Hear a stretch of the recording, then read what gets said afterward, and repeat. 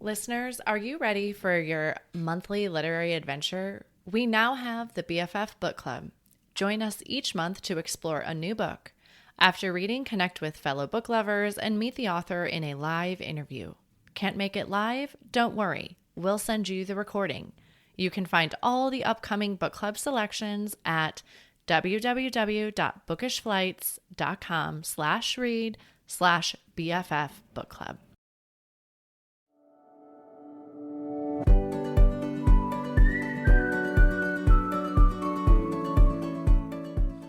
Hi, I'm Kara Infante, and this is Bookish Flights. In each episode, I chat with one bookish guest as we take some time to sample and savor the pairing recommendations from their bookish flight. We hope to give you suggestions to cultivate your TBR list and nurture your leisure time through books. In today's episode, I am chatting with Jordan Millsaps. Jordan is a wife and mama of two little girls living in East Tennessee. When she's not writing romance, she enjoys reading, baking, working 1,000-piece puzzles, and traveling with her family. She never gets tired of talking about books and connecting with other readers and writers. Welcome to the show, Jordan. Hi, it's good to be here. Yes, I'm so glad to have you this morning. Well, I feel like you're so much more than this bio. Why don't you tell us a little bit about who you are? Well, I don't know. I feel like the bio kind of encapsulates it. I have two kids. We're in a really busy season where I'm kind of just a chauffeur right now, taking everybody to all of their stuff. But when I'm not busy, I do really I like to read, like to write. I read pretty widely. I love to be in the kitchen and bake and cook. It's this is kind of weird, but I usually have like a food related goal for the year. I So love it. like last year I had a goal to bake at least 10 new bread recipes. So that was really fun. My family really enjoyed that one. Oh, I'm impressed. Do you make Um, like sourdough bread or is this regular bread? Like how you have It a bread both, maker? yeah, Okay. a little bit of everything. I kind of counted anything that was in the bread, like even like cornbread or like rolls or breadsticks or just anything in that kind of general bread category. I counted towards that, so that was really fun. And then this year, I challenged myself to learn how to make homemade pasta because my grandpa, who passed away a couple years ago, I have his old pasta maker that he got when he actually visited Italy a long time ago. So been learning to make like fettuccine and stuff like that with his pasta maker. So How's that going? it's good. It's simple, but it's really time consuming. So I Yeah. don't do it very often. It's kind of a treat thing. We still mostly eat boxed pasta. Yeah. We lived in Sicily for a few years, which you might know, and I thought I would do the same thing, right? We'd make pasta. We did some pasta making classes when we lived in Sicily, and it was like one of our favorite things to do when we would have family come visit. We would go to this cute little shop and they sold fresh pasta. Like that was what they sold. But upstairs you could do a cooking class and they would teach you how to make homemade pasta. And same thing, right? Like it sounds great, but then it just is time consuming. And I'm like, okay. So I bought like the pasta maker, I bought the Rolly, right? The thing you probably have. Yeah. And I don't do it this much. I don't think I've touched it since we've left Sicily. Sorry. It's still in my cabinet. And, one of these days I will have enough time to go back to pasta making. Yes, it does take time. It's, the ingredients are really simple, but it just takes a Yeah. long time to put it together and roll it out. And yeah, it just takes a long Dry it time. out. Yeah, it's a lot. So, but the kids loved it. Like like we should do it again. Maybe around Christmas. That could be like we can make this special dinner. My That would family be is fun. Italian, so my father-in-law, not that I'm from like that family, but he makes hundreds of raviolis every Christmas season because it's like this specialty thing that they have, and he's Italian too, and that's what his family has done, and it's so good. He makes homemade Mm, sauce and homemade ravioli, but it's a production. Now that the kids are older, yeah. they all come over and they all help him make the ravioli, and it's Oh, pretty that cool. sounds so fun. Yeah. So, well, tell us about your writing. So, what kind? I know you write romance, but tell us all the things. Yeah. Okay. So, I have always enjoyed writing. I think my parents probably still have like some little spiral bound Lisa Frank notebooks from where I would write stories when I was a kid. And baby Jordan didn't really know about like conflict or anything like that. So the stories were not very good, right? It was basically like a girl that just gets everything that she wants. So, Ideal for a fairy yes, tale, right? yeah. So, I grew up reading a lot of historical fiction, and I do still like historical fiction. And so I started out, I thought I wanted to write historical fiction. And I wrote a couple of different manuscripts and tried like querying them with traditional publishers and kind of going that route. And then a few years ago, I kind of got hooked up with Spark Flash Fiction. And so flash fiction is stories that are 1,000 words or less. And it is like a whole story with a beginning, middle, and an end. Oh, wow. And I wrote Okay. some stories for them and got published in their magazine, their online magazine. And then they invited me to join their staff. And so I had the opportunity to like try some different things, like try different genres, and just kind of play around with, because if it's only 1,000 words, you have the leeway to kind of play around with things because you're not committed to like, a 90,000 word book. Yeah. You're not committed to the So, time frame. yeah. That day. Yeah. So it makes it really easy to just try different things and try different points of view and try, writing from first person or third person or just try things. And so I ended up writing a couple of romantic comedy flash fiction stories. And I was like, this is really fun. I think I could write a whole novel doing this. And so I did. And it turned out to be at a time in just my personal life where we were kind of transitioning away from selling a business. And my husband was like, I think you just need to like go ahead and give this whole author publishing thing a try. Like this is your thing that you're going to do for a while and see, how it goes.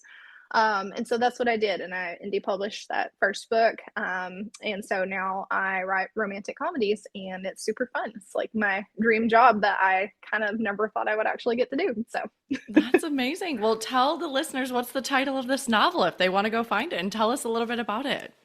Sure. Yeah. So my first one that I released last year is The Wedding Date Deal. And it is the first in a series. And they are all connected with like some character crossover and things like that, but they're all Fun. standalone. You could pick up any one just by itself, and you would be fine. You wouldn't feel lost. But it's I just released the fourth book, so it's like a 4.5 books because one of them's a novella, Okay. Christmas novella. But it's the Boyfriend in the Bargain series. So the whole idea behind the series is this couple will meet. They will strike some kind of bargain where they're working together to accomplish some kind of goal. And of course, because it's a romantic comedy, they fall in love in the process. So Okay. that's the through line for all of the books. That's awesome. But could you read them as standalone? Or like, could you pick them up in any order then, it sounds like? Yes, you definitely could. I think some people have read like through the whole series and they enjoy seeing the characters come back that they've seen in other books. But I've also heard from people that have just picked up, one in the middle and enjoyed it by itself. So yeah. Okay. Yeah, I know there's been a few actually romantic comedy series. Like in hindsight, I've recognized like I've picked up book 3 and then I go and I'm like, I loved that book. I just grab it off the library shelf, not realizing. And then I go to check it off on Goodreads and I was like, oh, that says number 3 on it. I've done it twice now. So then I'll go back and I'll start with book 1 because of how much I loved book 3. And then I'm like, oh, okay. So that's where that character came from. I mean, it didn't I think that it didn't give anything away, but it was fun to see like the evolution then. Like by book 3, I remember, well, they were all the way over here. Yeah. So, but okay. So you could start with book 1, which was the wedding date deal, and you could start there, or you could kind of pick them up in any order. Yes. That's great. Are you working on a project now? I kind of am. I am having commitment issues because I have a lot of ideas and I'm trying to kind of develop them a little bit so that I can pick which one I really want to, like what I'm most excited to run with. So, I'm trying to narrow it down right now because I have a lot of ideas for what I want to do next now that this series is wrapped up. I've never thought about that in the writing process. And I love how you phrase that of being commitment issues because I think it's so true, right? Like you do get a lot of, and I'm not a writer, right? But like I get a lot of ideas and I'm like, well, I want to make sure I do a good job and like which one do I pick, right? Like you go through this training. I've never thought about that with like your writing topics as well. Yeah. Do you just kind of hold out and you see which way it pulls you, or like how do you then narrow this down? Have this happened to you before? Not really, because so this first series that I wrapped up, it was my first one, and I had just the one idea that I was like super excited about. Sure. So I didn't even really consider anything else. I just ran with this one. But now I have a lot of ideas, and so I have like I think I just titled it like brainstorming. Then I just have this document on my desktop where I just kind of randomly put ideas that will pop up. I'll be talking to someone or another writer friend, and I just have a lot of like notes in there. And so I'm kind of going through the notes right now and pulling out different ones and matching them up. Like these could go together, these could go together. Like what do I actually have enough material here for to form an entire story and not just like a snippet? That's kind of what I'm working on right now. Yeah, well, good luck to you on that journey. Thank you. In doing that. So I wanted to go back and talk about really quick the flash fiction, because I haven't talked about this on the show. And what a brilliant way, like you said, to be able to try all these different genres without this big, huge, like time, mental commitment that you have to create. Like you said, the 90,000 word document. What a great idea. Yeah, I love flash fiction. I love talking about flash fiction. It's so fun.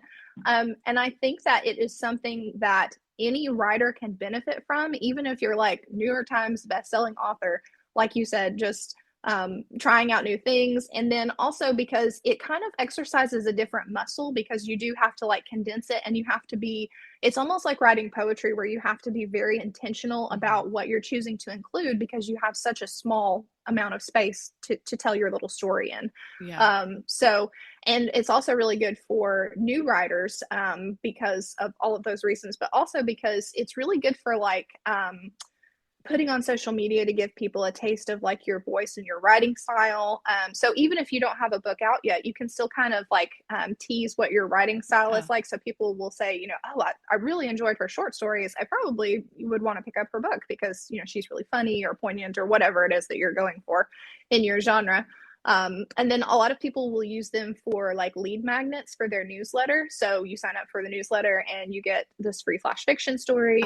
Okay. Yeah. There's a lot of ways that you can use it as an established author, as a new author. So yeah, I really like flash fiction. I think it's something that a lot of authors are not really aware of, but it can really be beneficial. So.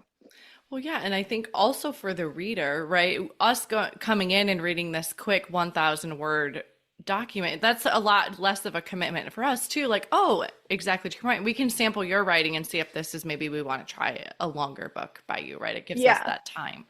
And that, because we're all busy, right? All of us are busy. And so like finding ways that you can try different stories. Did you find any genres that you're like, well, this is not for me at all?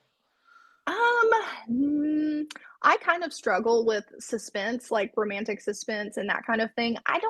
I just don't think that my brain works the way that a suspense writer's works, as far as like pulling all of the threads together to weave this tapestry that at the end you're like, oh, I see where that was going the whole time. Like, you know, my brain doesn't quite work that way. So I really admire authors that are able to weave in elements of suspense and mystery and that kind of thing, because that's something that I'm just not really that good. I love to read it. I'm just not that good at writing it. And I don't think, the only other thing that I would probably never write is horror, because I don't really read a lot of horror, with very limited exceptions, because I'm just a big fraidy cat and I just can't do it. I don't have anything against the genre. It's just me personally, I can't handle it. So except vampires. I can handle vampires, apparently. It's just kind of a weird thing. I think it's because it's like so far removed from reality that like my brain's not worried about it. So this can't possibly happen. So but that's like the only exception that I know of in horror is vampires. I am the exact same way, because I read at night and I'm like, I want to be able to go to bed after I read. I really use it to kind of put me to bed. And so I'm like, I don't want to be scared going to bed. Like this is So admittedly, I feel like I avoided the thriller genre for a really long time too, because for the same reason, I didn't want to be scared. So now I'm trying to explore more, and I've really enjoyed it. But I'm like, I feel like I need you to tell me, like, this one will still allow you to sleep at night. Like that's the recommendation I need. I mean, I'm the same way, because even like TV shows that are like really tense, even if they're not scary. Like I don't know if you ever watched that medical show House. That was really popular for a long time. And my husband and I both really like that show, but sometimes they'll have like a particularly tense episode, and I just like, I dream about it, and it disturbs my sleep. So I totally understand being careful about what you take in right before bed. Yeah. I think our brains like then just go marinate on it. So I'm like, okay, gotta think about what I'm doing here. Well, what have you learned about yourself through writing?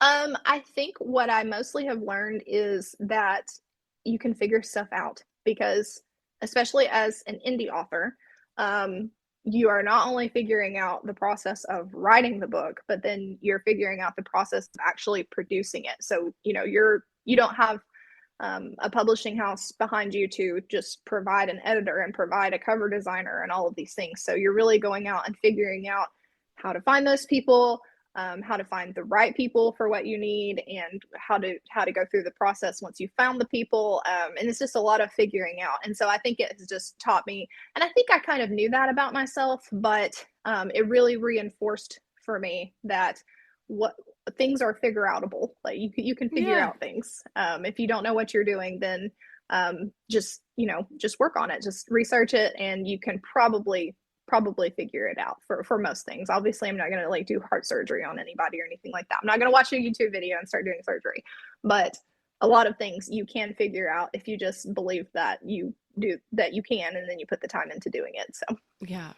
This is going to sound naive, right, to people older, but what do we do before the internet? Because I feel like it gives us so much access to things at our fingertips that we can research, yeah. we can find, okay, well, how do I find an editor? How do I find, like you said, a copywriter? How do I find all these things?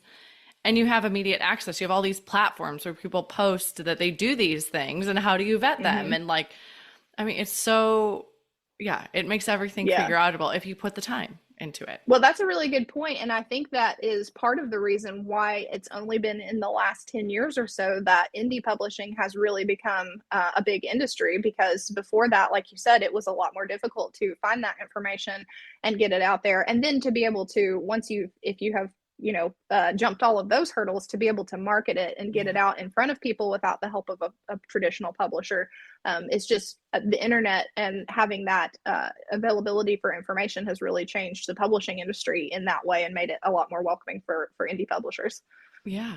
Yeah. And I think, and just getting your book in front of people, right? Like we have these social media platforms, and there's all the things now, right? That the internet. So, Yeah. We've talked about how screens can be bad, but they can also be so good. Yes, exactly. Yeah. So, well, what do you hope? Let's go back to your series real quick. What do you hope that readers will think about or feel as they're reading your romantic comedy series?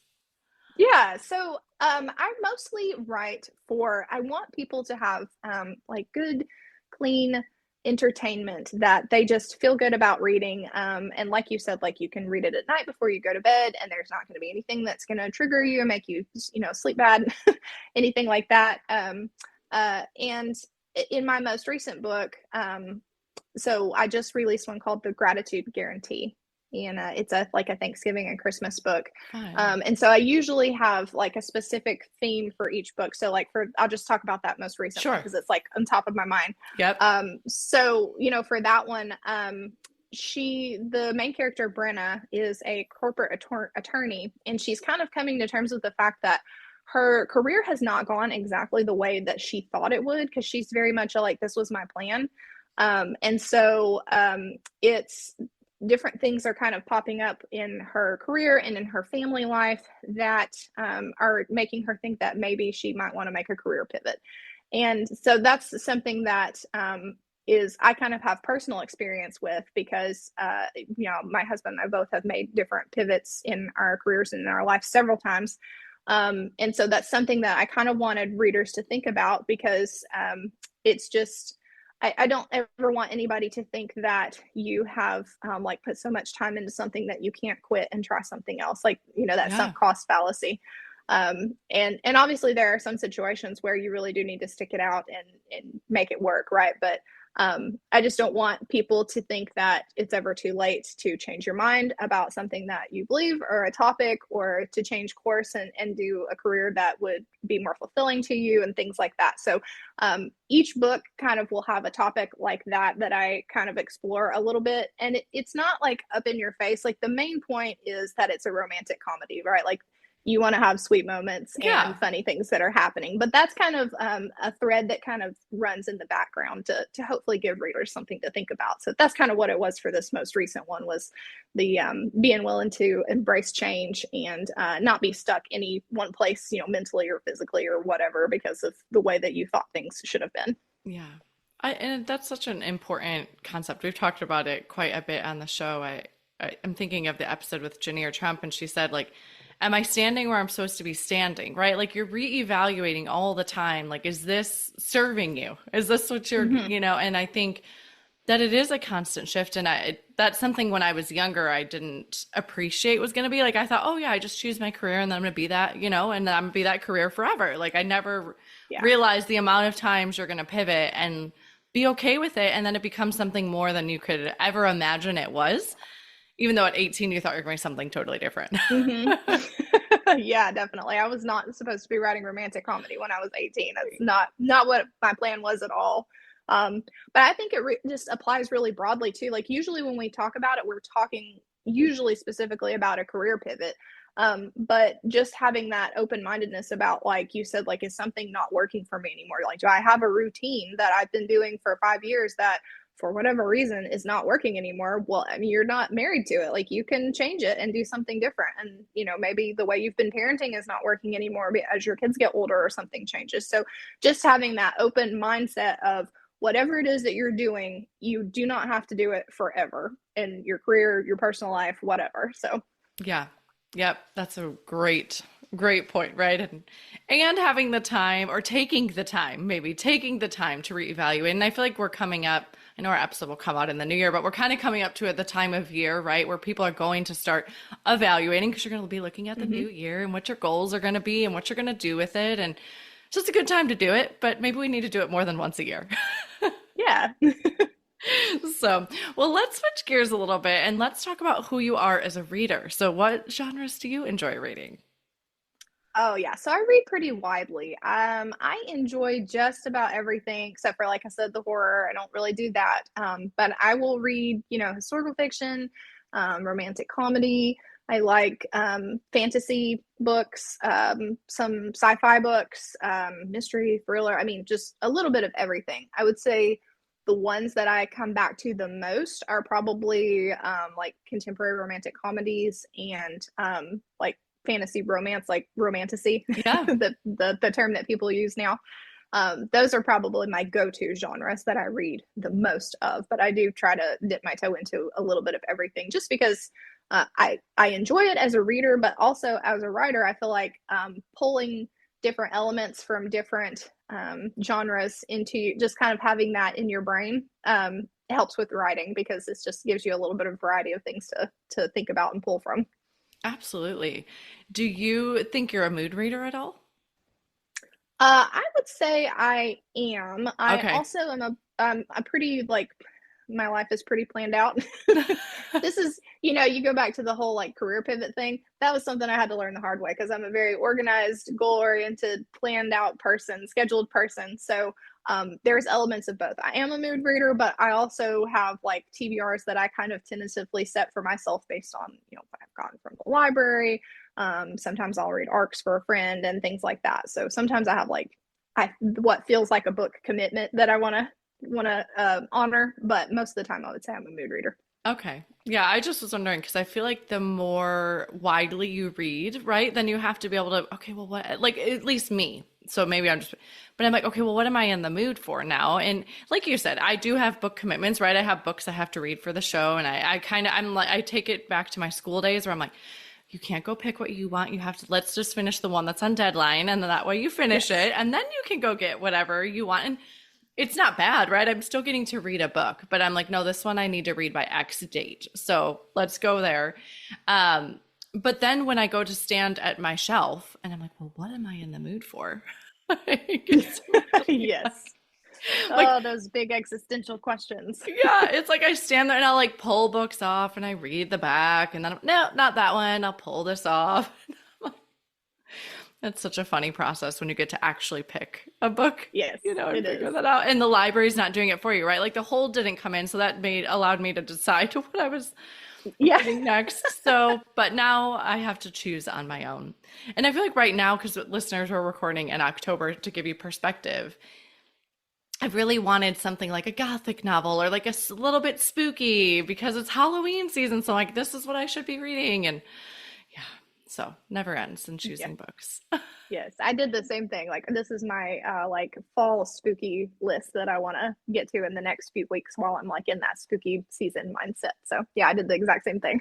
Yeah. So in your busyness, because I imagine you're a busy mom as well, and how do you structure your days? Like, do you write every day?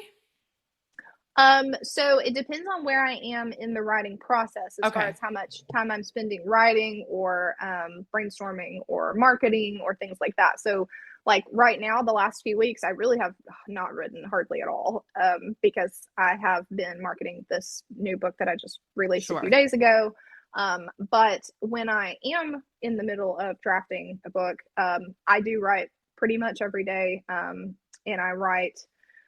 I usually write a book in a pretty condensed time period because I feel like it helps me stay focused on the story and know where I'm at and not have to, think back to, well, I started writing this book 6 months ago. I don't want to have to read back. I just want Yeah. to kind of, bust it out and go straight through it. So usually it takes me ideally about 6 or 8 weeks to write a book and like the first draft.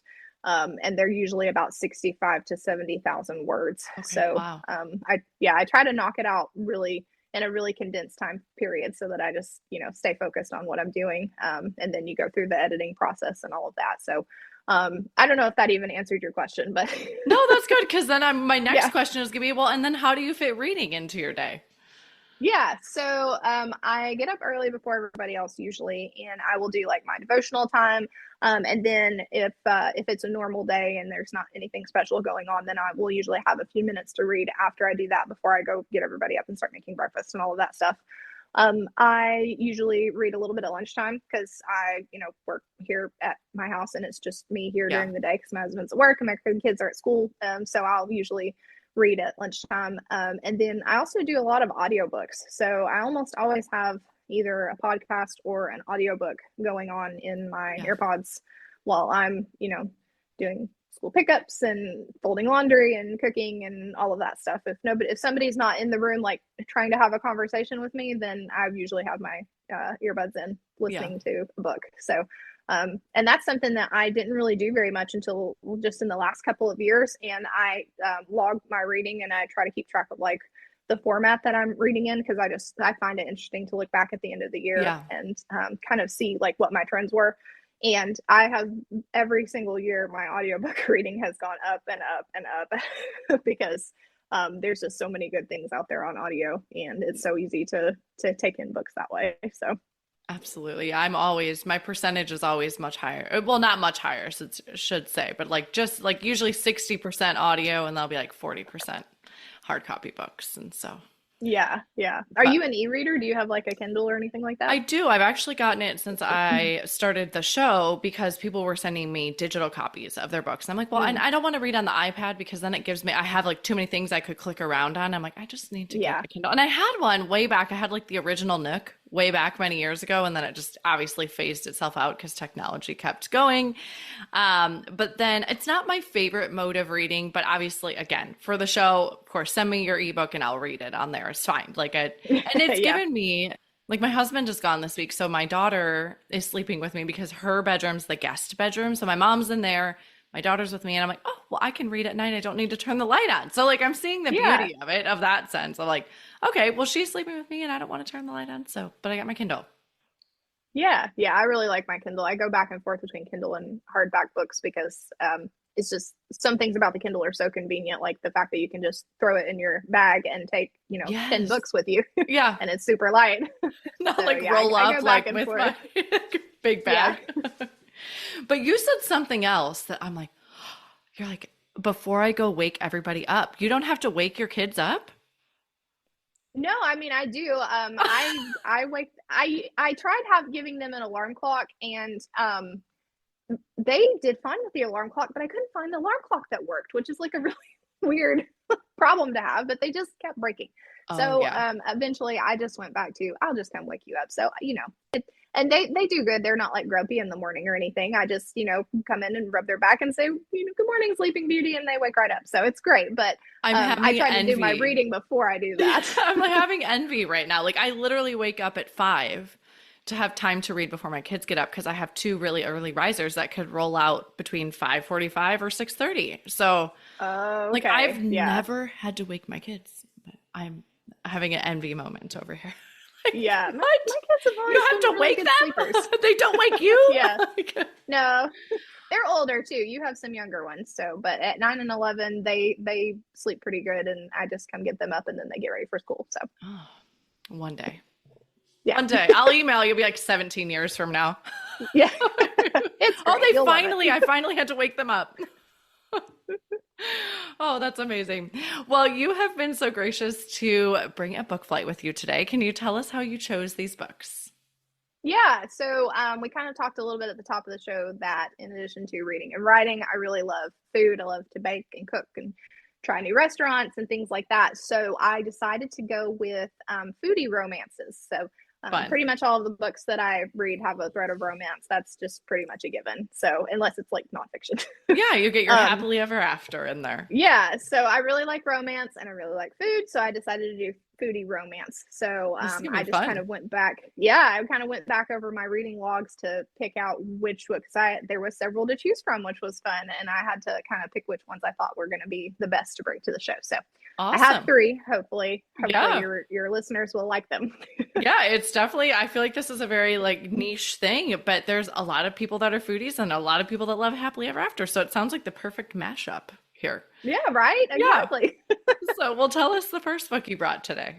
Sure. Okay, so the first one is Hadley Beckett's Next Dish by Bethany Turner. Okay. And Bethany Turner she's just so funny. I love her books. She has a bunch of them. And I obviously chose this one because it's the foodie romance, but if you pick up anything by Bethany Turner, you will not be disappointed. She's very funny. She has a lot of like pop culture references in her books, so that's fun. This particular one is it's about 2 celebrity chefs who at the very beginning of the book, the very first chapter, so this is not a spoiler, they are on a cooking competition show, and Hadley is like a very sweet Southern girl, very polite, very bless your heart, I don't want to say anything rude kind of lady. Okay.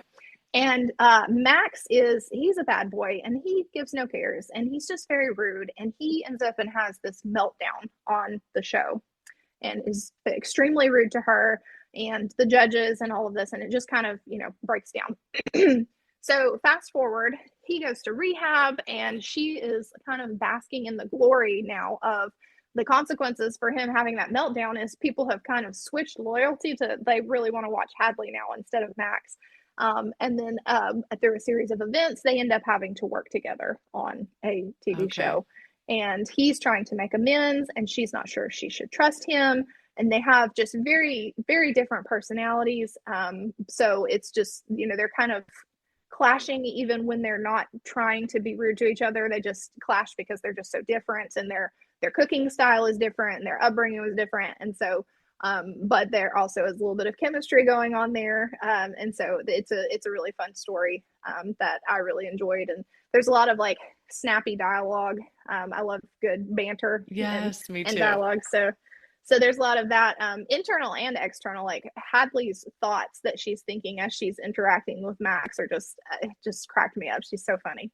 So, and it's got a lot of good food descriptions, obviously, because you've got 2 celebrity chefs that are cooking for, like, they're in some of the scenes, like they're having to narrate what they're doing for this show that they're on. Oh yeah.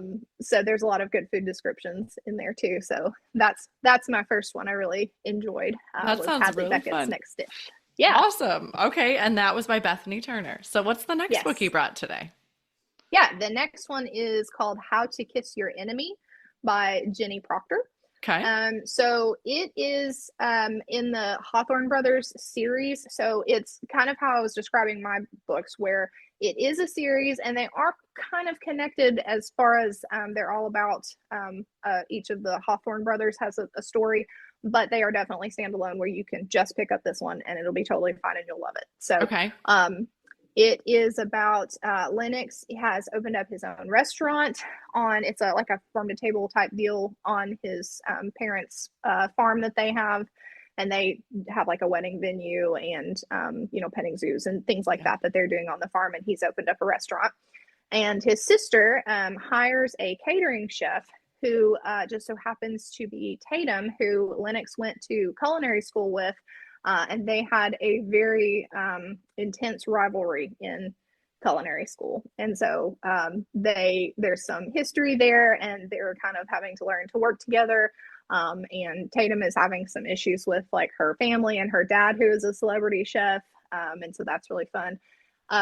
The thing that I really love about this book and about all of Jenny Proctor's books in this Hawthorne Brothers series is the family dynamics are really fun because it's a big family. There's lots of siblings. So there's like a hilarious group chat, text chat with the brothers and things like that. So it's really funny and really enjoyable. So I really liked that one.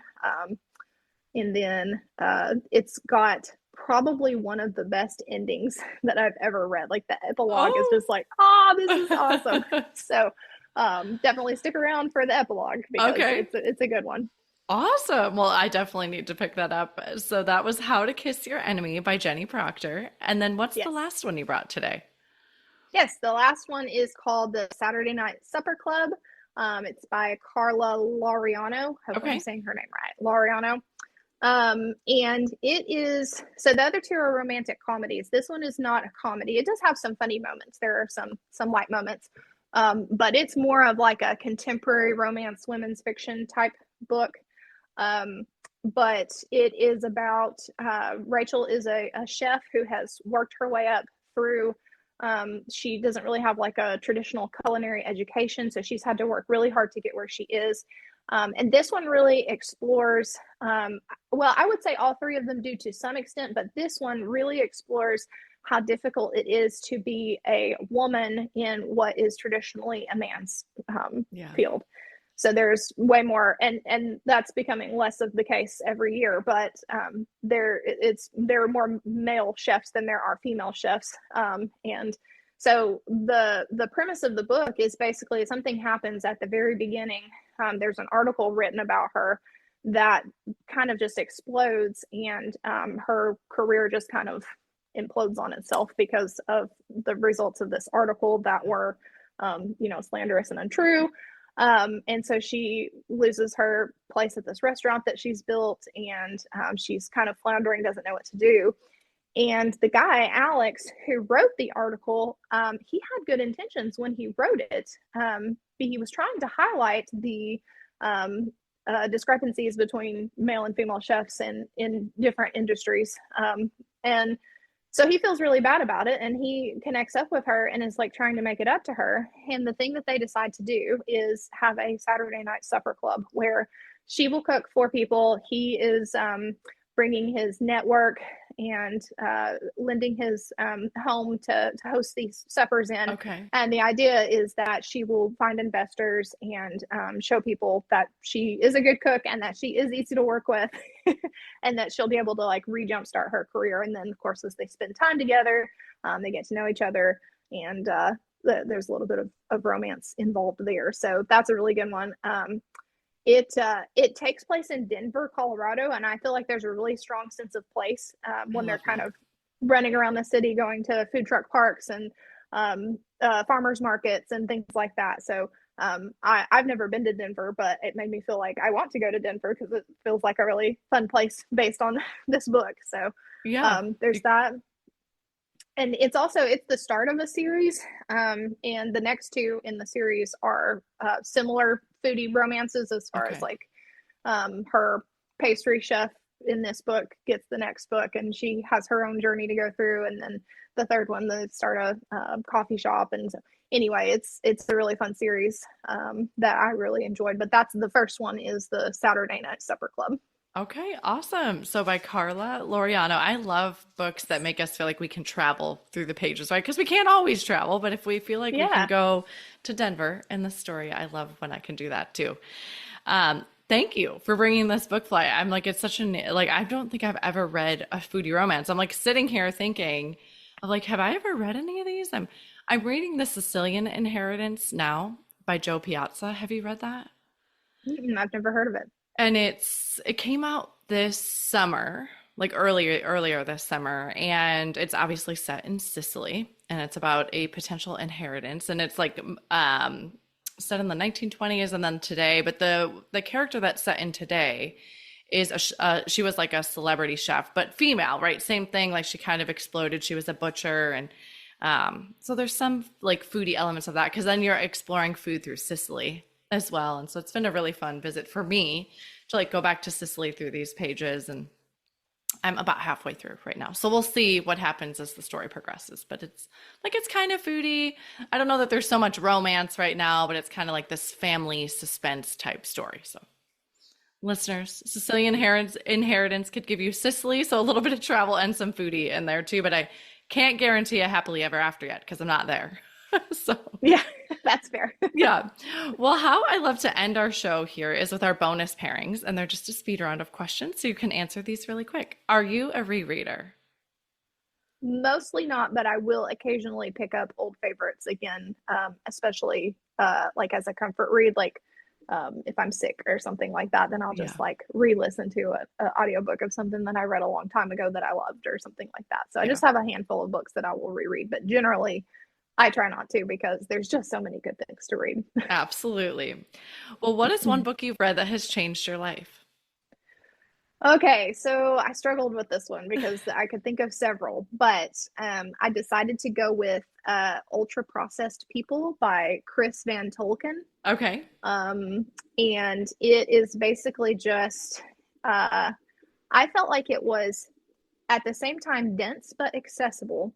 And it's a doctor who's done a lot of research into how the type of food that you're eating impacts you and how we just eat so much processed foods instead of whole foods, and how it's really just they just don't understand how detrimental it is to every part of your health because your body just does not process it the same way that it does, whole foods. Yeah. And I think his definition of processed food is if you look at a label and it has ingredients on there that you can't find in your pantry, especially if you can't pronounce it, then it's ultra processed. And he goes through a lot of the history of like how we got to ultra processing. And it's like I said, it is a little bit dense. You do kind of have to focus to get through it. It took me a while to work through it, but it was super interesting. And it just has made me be a lot more aware of what we're eating and what we're, just the food that we're choosing to bring into our house, basically. So, yeah. And that's a really good one because I think as parents too, right, it's so easy to pick up like the easy snacks for your kids, but those are the ones that are majority of the time ultra processed. So, yeah. Okay, I have to read that one. Maybe I'll do it as audio so I can push through it. Those are like the type of books sometimes I'm like, could I get the general concepts in audio and like not take me 6 months to read because I'm just so slow going Maybe. at it. I will say there's a ton of footnotes, and I'm not sure how that's handled in the audio. I really don't know. So it might be that they just read through. I don't know how they do that, but there is a lot of footnotes that are super interesting. So just, FYI. All right. So good to know. All right. And then where is your favorite place to read? Usually I am either reading in bed or there's a recliner in the living room where I just keep I have my little devotional book and my Bible and whatever hard copy book that I'm reading, I will keep right there. And so if I have a minute, I'll just, sit back in my little recliner next to the window and read there. And then I usually keep my Kindle by my bed because that's super easy to if I wake up in the middle of the night and I can't go back to sleep, then I can use my Kindle without disturbing anybody. Yep. So. The beauty of the Kindle. Yes. And then what are you reading next? So a thing that I have discovered about myself this year is apparently I really like celebrity memoirs, and I've been eating them up this year. And so I found John Samos's memoir at our library last week. I think it's called If You Would Have Told Me. Okay. And I'm looking forward to starting that hopefully maybe this weekend. And I think that'll be fun to, read about Uncle Jesse and all the things that he's done. And I think it's got some pictures in the middle and stuff like that. So that'll be fun. Oh, well, enjoy that one. That sounds really fun. Uncle Jesse, here we come. Yeah. Well, thank you so much for coming on the show today. I know your time is precious, and I appreciate all you've given me. Oh, thank you. I was so glad to be here, and it was a lot of fun. Yay!